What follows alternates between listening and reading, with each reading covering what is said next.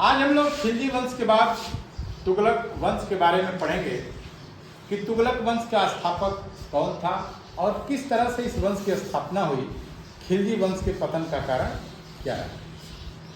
तो जैसा कि कल हम लोगों ने चर्चा किया था वीडियो में कि तुगलक वंश का जो पहला शासक था गयासुद्दीन, जो गाजी मलिक के नाम से मशहूर था।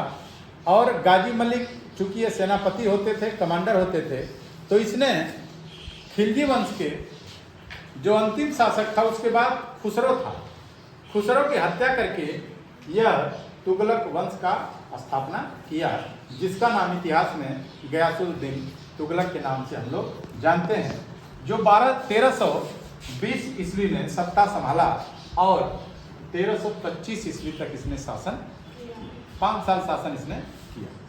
चूंकि इसकी राजधानी भी दिल्ली रही, आपने देखा होगा कुतुबुद्दीन ऐबक की राजधानी लाहौर, उसके बाद इल्तुतमिश ने राजधानी दिल्ली बनाया, तो खिलजी ने भी दिल्ली में ही कोई किला खेड़ी बनाया, कोई सीरी में बनाया, लेकिन सब दिल्ली में ही रहे। गयासुद्दीन ने जो सुधार किया, उस सुधार में एग्रीकल्चर, कृषि को उसने बड़ा महत्वपूर्ण स्थान दिया। बिना कृषि के आप कुछ कर नहीं सकते, इसलिए कृषि सबसे नंबर 1 पर रखा।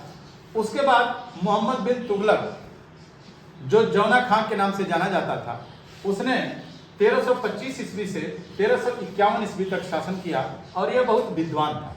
इसके शासनकाल में मोरक्को का यात्री इब्न बतूता भारत आया था, जिसमें भारत यात्रा का वर्णन उसने किया है और इसने पुस्तक लिखी रेहला, जिसमें उसकी यात्रा का वर्णन है और मोहम्मद बिन तुगलक के शासनकाल का भी वर्णन है।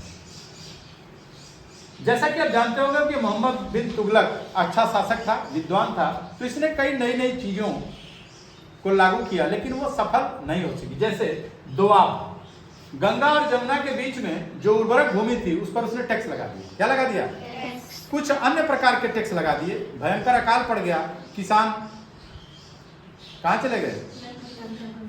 जंगलों में चले गए, छोड़ छाड़ के भाग गए, तो टैक्स कौन देगा? विद्रोह हो गया, उसको वापस लेना पड़ा फैसला।